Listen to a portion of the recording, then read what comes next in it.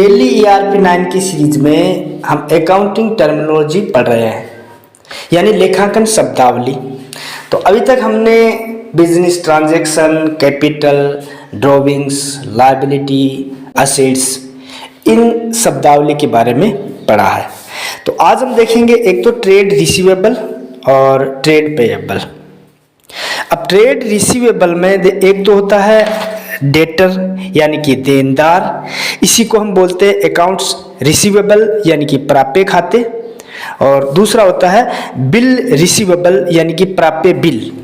और trade payable में एक तो होता है क्रेडिटर यानी कि लेनदार, इसको हम बोलते हैं अकाउंट्स पेएबल यानी कि देय खाते, और दूसरा होता है बिल्स पेएबल।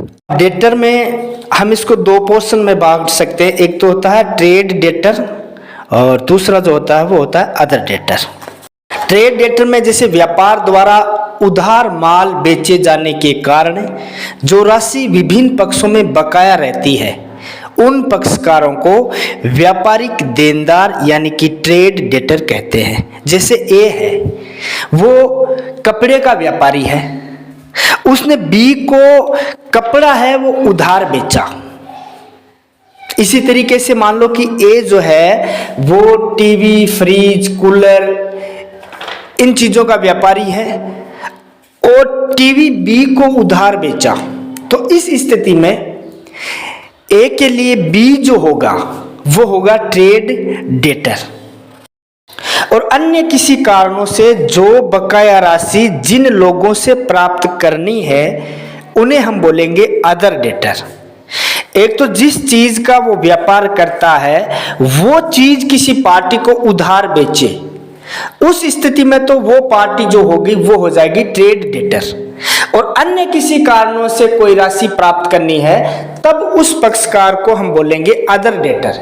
जैसे किसी से सेवाओं की राशि है वो लेनी है, या संपत्ति का किराया है वो बकाया है, तो इस स्थिति में इस प्रकार के डेटर को हम बोलेंगे अदर डेटर।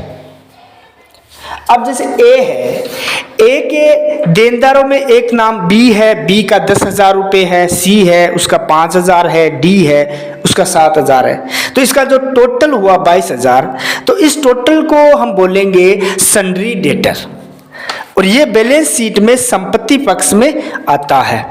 अब होगा क्रेडिटर यानी कि लेनदार, इसको हम बोलेंगे अकाउंट्स पेएबल।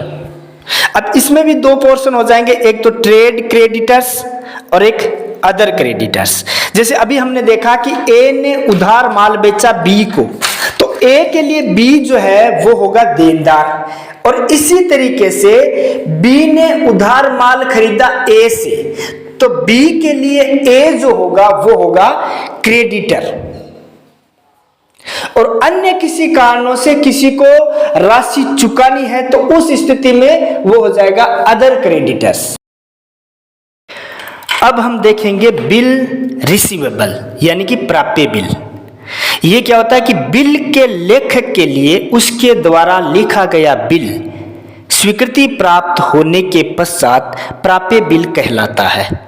जैसे ए ने बी को 2,000 रुपये का माल उधार बेचा, तो ए हो गया लेनदार 2,000 रुपये का और बी हो गया देनदार 2,000 रुपये का।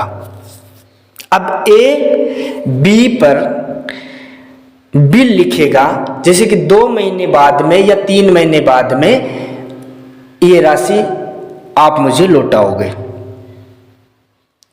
और बी जो है इसको स्वीकार कर लेता है, इस बिल पर साइन कर देता है। तो ए एक तो हो गया लेखक यानी कि ड्रोवर, बिल को लिखने वाला, और बी हो गया ड्रोवी यानी भुगतान करने वाला। तो इस स्थिति में ए को ये राशि प्राप्त होनी है, तो ए के लिए ये जो बिल होगा वो बिल हो जाएगा बिल रिसीवेबल, और बी को ये भुगतान करना होगा तो बी के लिए ये हो जाएगा बिल्स पेएबल।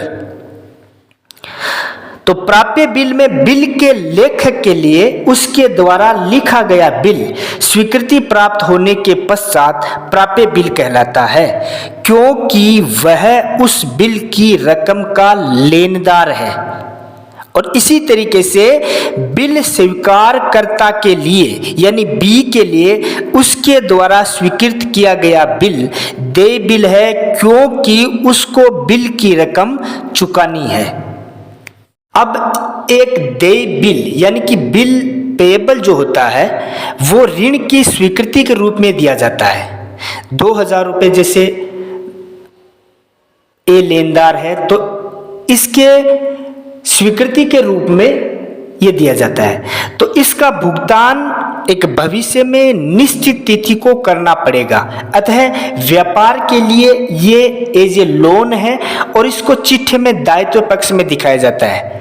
और इसी तरीके से एक प्राप्य बिल यानी बिल रिसीवेबल जो होता है वो ऋण पक्ष की ओर से प्राप्त ऋण की स्वीकृति है, जिसकी धनराशि एक निश्चित अवधि के पश्चात प्राप्त होगी। अतः ये व्यापार के लिए संपत्ति है और इसको चिट्ठे के संपत्ति पक्ष में दिखाया जाता है। तो अब ट्रेड रिसीवेबल में एक तो डेटर यानी डेटर का योग हम बोल सकते हैं सन्ड्री डेटर और बिल रिसीवेबल, इनकी जो टोटल होती है उसको हम बोलते हैं ट्रेड रिसीवेबल। और इसी तरीके से ट्रेड पेएबल में यानी कि क्रेडिटर, इनकी टोटल को हम बोल देंगे सन्ड्री क्रेडिटर्स और बिल्स पेएबल।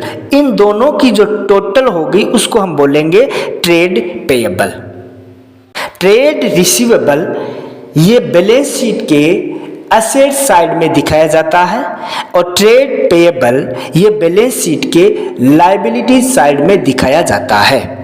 तो आज की शब्दावली में हमने पढ़ा डेटर और बिल्स रिसीवेबल, क्रेडिटर्स और बिल्स पेएबल।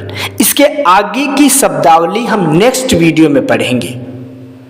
ये जानकारी अगर हेल्पफुल है, अच्छी है तो वीडियो को लाइक करें, कमेंट करें और पहली बार आप मेरे चैनल पर विजिट कर रहे हैं तो चैनल को सब्सक्राइब करना ना भूलें। धन्यवाद।